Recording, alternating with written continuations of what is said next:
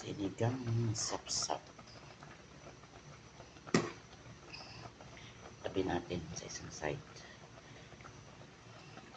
Dahil tinabi natin sa isang side, ilalagay na natin ang gulay niya. Maraming gulay. Kaso lang, ang inilagay ko lang. Chai, wala kasi yan. Wala na akong gulay. Diyan lang siya sa isang sulok. Para hindi madurog yung sapsap. Pechay tsaka spinach.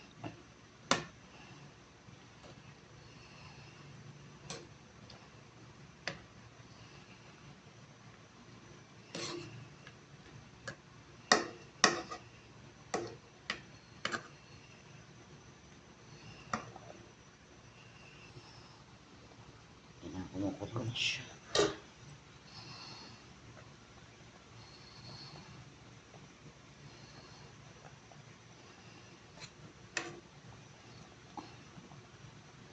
Iisa lang kasi kamatis. Okay na yan guys, patayin ko na.